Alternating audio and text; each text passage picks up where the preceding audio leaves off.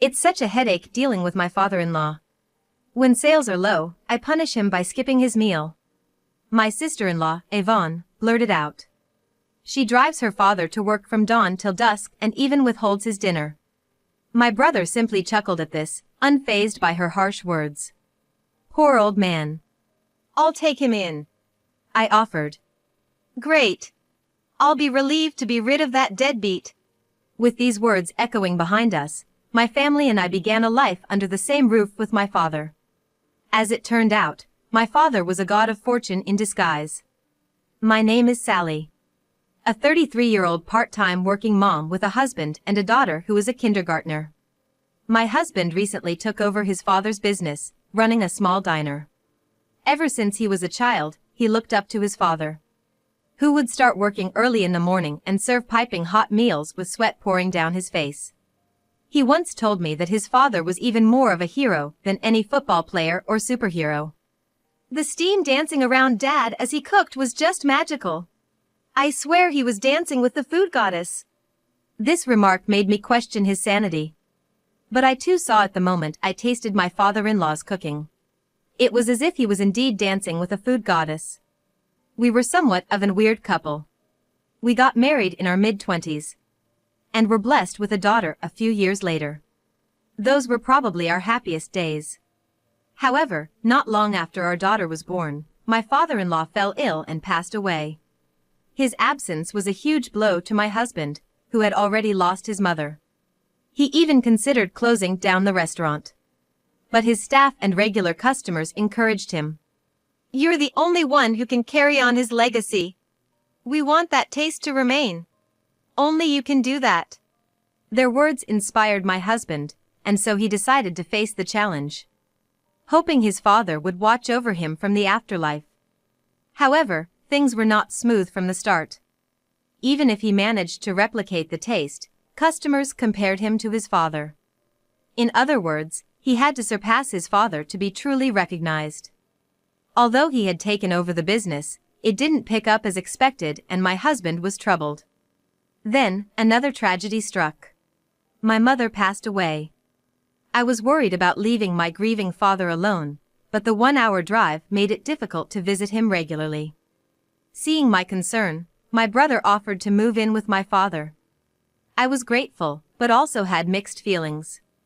My brother has always been a bit careless. After all, his favorite phrase is everything will be all right, believe it or not. My brother was always a bit irresponsible. Adding to my worries was my sister-in-law, Yvonne.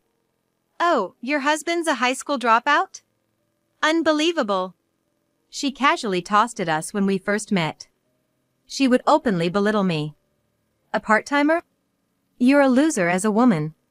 And they even did not attend my mother's funeral. Apparently, my brother had quit his job to start a cafe and claimed he was too busy. When did you learn to run a cafe? I asked, to which he nonchalantly replied. I used to skip work and hang out at cafes. Thought it'd be fun to run one. This almost made me faint. And now, since they moved in with my father, they've started making him help out at the cafe. And they make him work all for free. When I asked her, what about you, Yvonne? Shouldn't you be the one helping out first? She replied, nah, I don't work. A man's gotta support his wife, right? What on earth is nah? She can't even be bothered to include the T in not, that lazy woman. What could my brother possibly see in her that he willingly supports her? Then, one day, we decided to visit our family home on a rare day off. Despite informing my brother ahead of time, only Yvonne was at the house when we arrived. Hello, Yvonne, it's been a while. Yeah, come on in. Make yourself at home. I'll just be watching TV. Yvonne was as insufferable as always. Where's my brother? Oh, he said something about sales being down this month, so he decided to open the shop. Oh, I see. I was taken aback.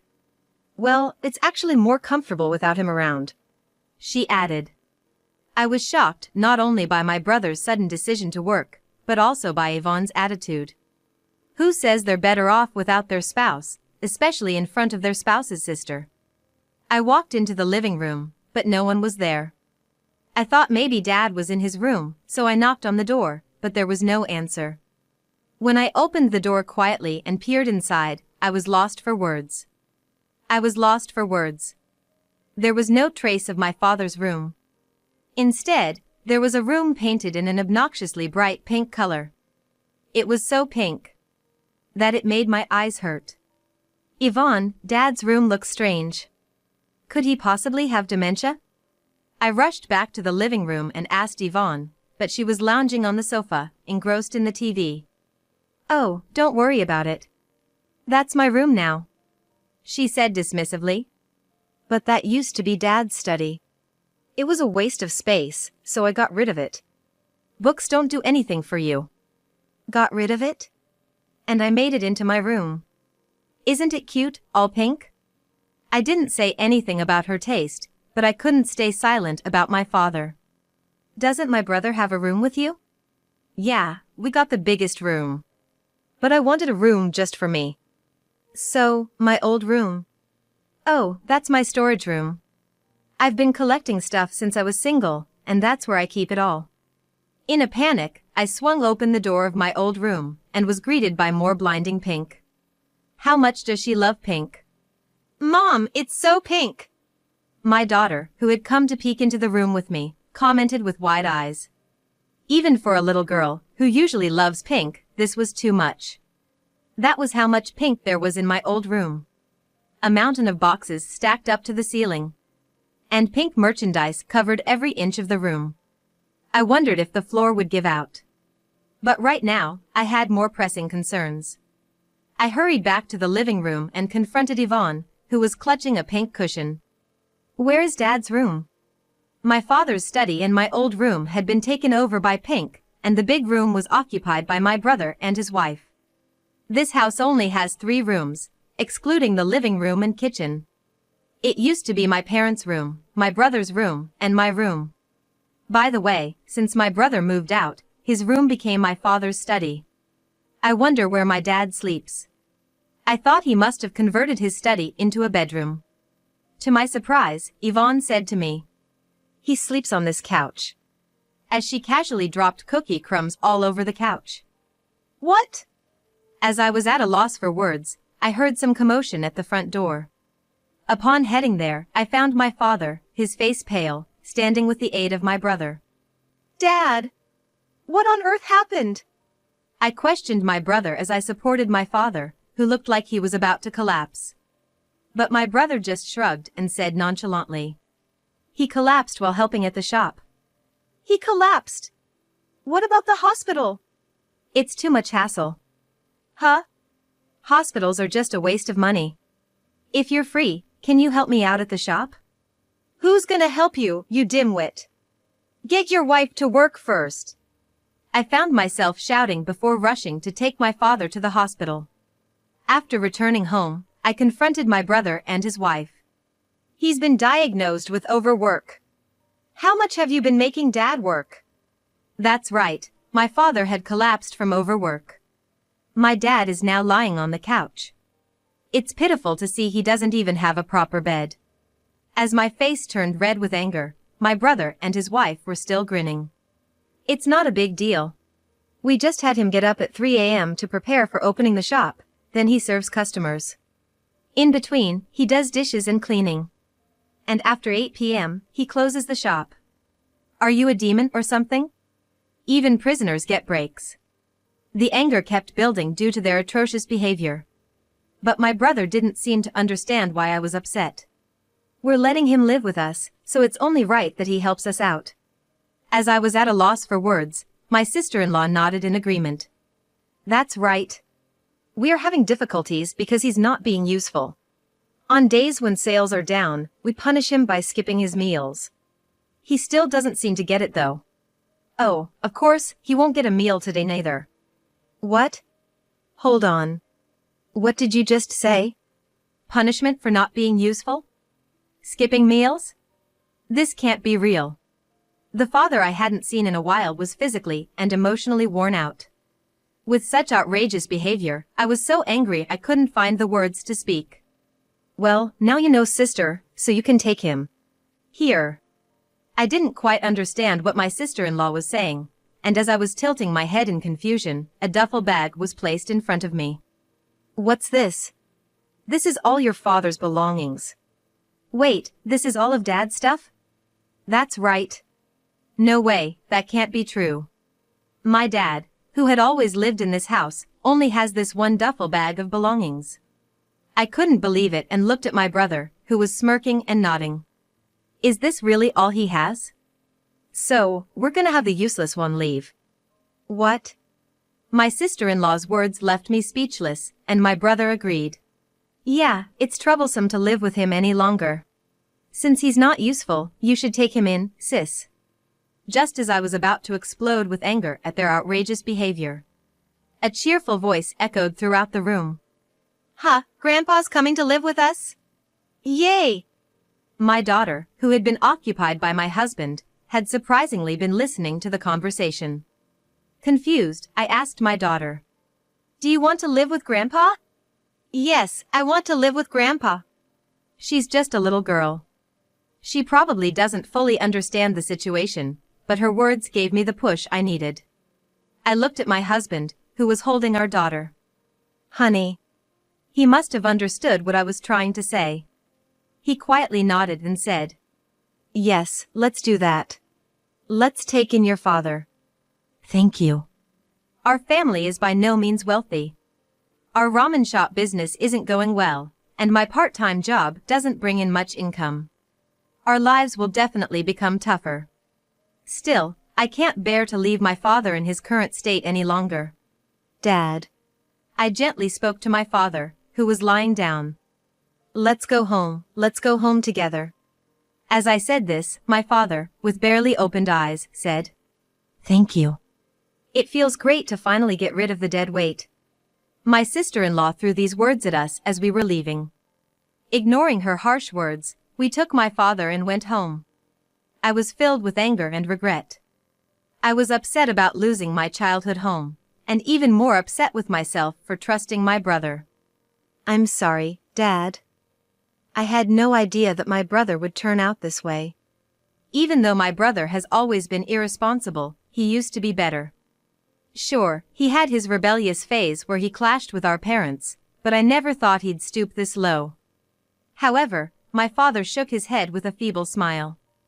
Don't worry about it. It's my responsibility for raising him to be this way.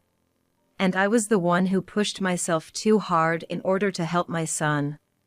I couldn't hold back my tears at my father's kindness and said, You don't have to work anymore. We don't have much to spare, so we can't afford luxuries, but you can rest. I can't take on more shifts at my part-time job because I still have my toddler daughter. But once she enters elementary school, I'll increase my hours. If possible, I'll even aim to become a full-time employee. There's so much more I can do for my father and my family. I'm gonna work hard. Thank you. My father smiled warmly at me as I clenched my fist. For a while after that, we had peaceful days. My father regained his health thanks to the much-needed rest. He now spends time with my daughter. My daughter is thrilled to be living with her beloved grandpa. Even though life was hard, I had no regrets about bringing my father into our home. He tried to give us his pension to help with our expenses, but I refused. Apparently, my father doesn't have much savings left. Apparently, my younger brother and his wife had been seriously milking him for money for living expenses. What's that about?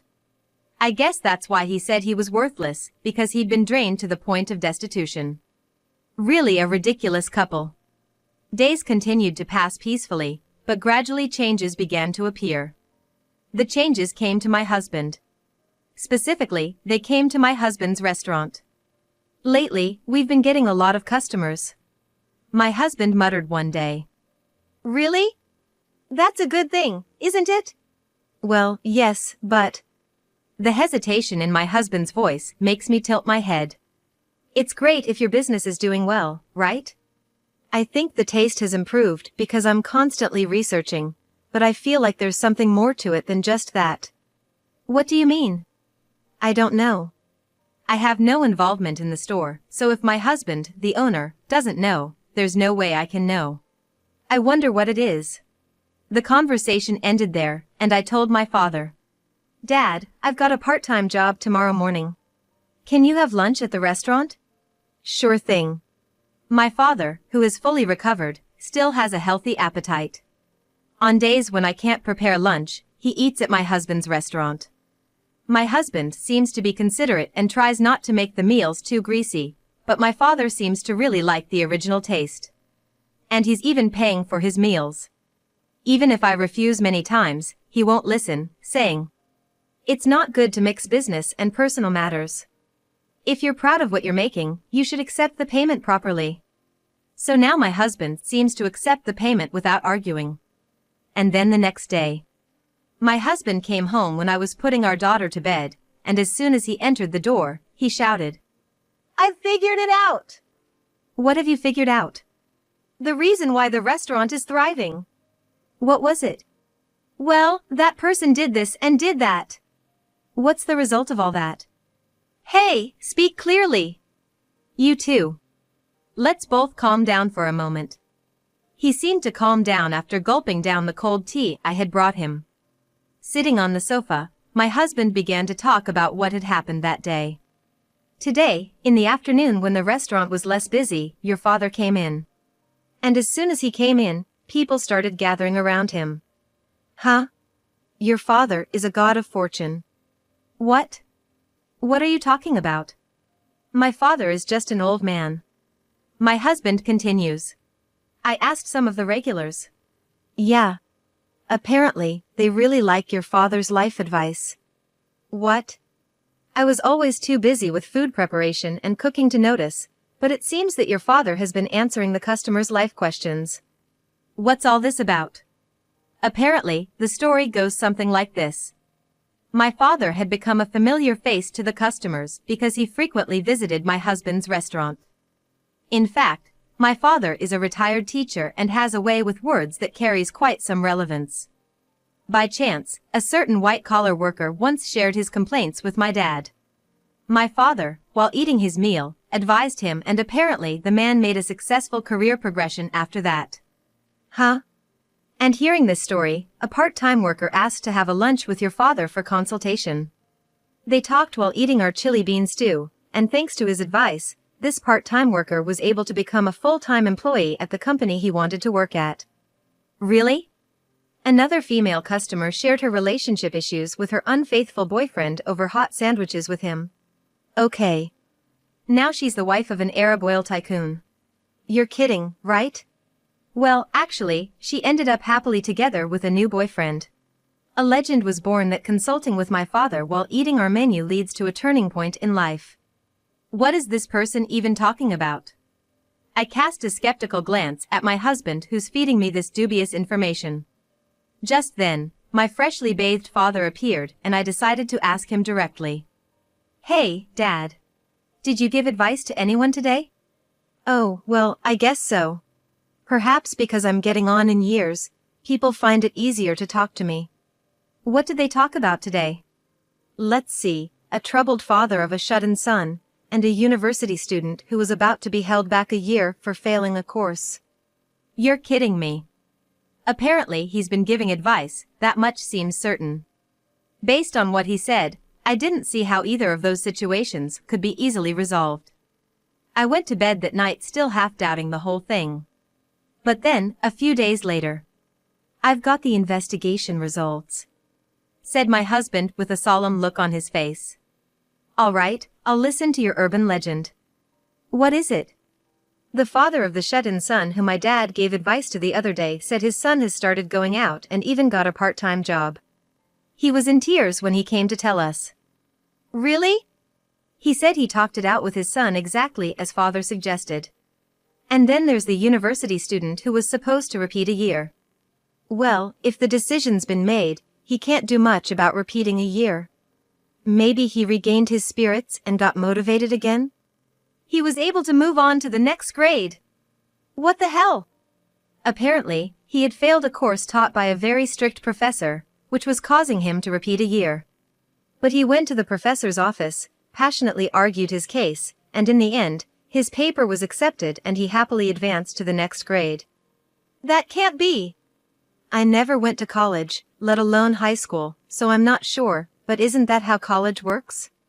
Well, whether it's accepted or not depends on the professor, I guess. And so, my father's reputation skyrocketed. By the way, there was a guy who came just to seek advice without ordering anything. How rude! To sit in the shop without ordering anything, he must have nerves of steel. Well, your father didn't really give this guy any substantial advice. It seems the guy's situation ended up even more dire. So, in other words... Yeah, he is amazing. No, not that. It's not your cooking that's getting the rave reviews. You really had to say that? Hearing the harsh truth, my husband looked utterly dejected. But I mean, if the food wasn't good, they would just order the cheapest dish or just a drink. Since they're ordering properly, it must taste decent, right? At least decent. Regardless of the reason, my husband's shop began to thrive. Of course, customers continue to come even when my father isn't there, so it must mean the food is good, right? Good job, honey. Just as everything was going well, an unexpected event occurred. A storm has arrived.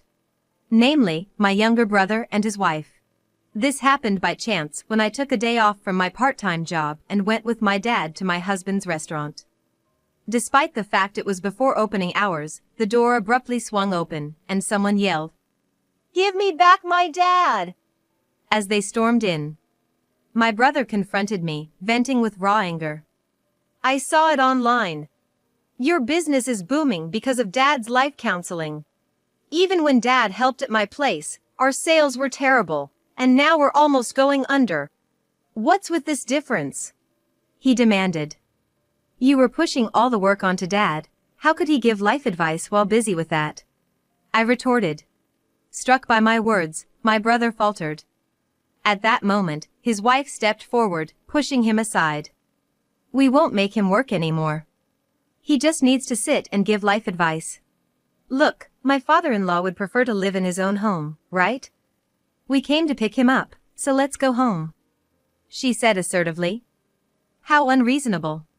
They practically threw him out and now they have the nerve to turn the tables like this. It's outrageous. As if we'd ever hand Dad over to those two devils. As I was about to respond in kind, it was my dad who stopped me. He put his hand out in front of me, indicating I should hold back. He then moved to stand in front of my brother and his wife, who were now silent. Dad spoke quietly. I understand what you've asked for. If things continue like this, your restaurant will surely go under. So, you should give life advice in our restaurant. My brother started. Let me be clear. Dad interrupted. Those who come for advice primarily want to eat at this restaurant. But your place, a cafe? It's no good, absolutely no good. But that's not. My brother tried to argue. It's true. Dad continued. Did you ever train anywhere to learn how to brew coffee? We thought we could manage by watching some online tutorials. My brother replied sheepishly. Yeah, that much is clear. Your desserts, like the cakes, are also pretty dreadful. It's no wonder sales are dropping and you're on the brink of closure. But, stunned by Dad's critiques, my brother fell silent. He tried to argue, but couldn't find the words. Don't disrespect your work.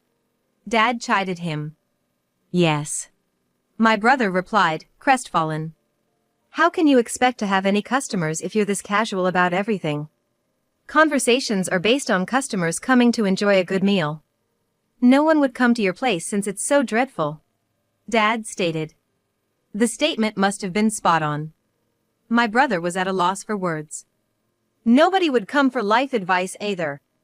Go back to basics and train properly. I won't lend a hand to you two, who take everything for granted. He scolded them. With my brother and his wife not being able to reply, Dad shouted once more. Don't disrespect your work. After that, my brother and his wife left, unable to keep up with my father's momentum. It turned out that they left after talking to Dad without eating anything at my husband's restaurant. So, what happens next? Well, they say that giving advice without any food makes things even worse, right? It seemed that my brother's restaurant closed down without much ado. The debt they incurred when opening the place not only remained unpaid, but continued to pile up beyond their capacity to repay. My dad, in his kindness, gifted them our old family home as a parting gift, but even selling that couldn't cover their debt. It seems they're now living a life of extreme poverty in a rundown apartment. It turns out that not only my brother, but his wife, too, were in debt. I can only imagine the hardship those two debt-ridden souls must be going through. In contrast, my family and I are leading a prosperous life. My husband's restaurant is thriving, and I've quit my part-time job to help him out. It's pretty tough, but it's a joy to see my husband working so hard up close. Our spry dad helps us out by taking care of our daughter when we're busy. He doesn't give life advice much anymore, but customers still come, which makes us really happy because it means my husband's efforts are being recognized. Today, my husband is again cooking expertly in every ways. And when he cooks, the steam dances up, joining in a dance with the goddess of food.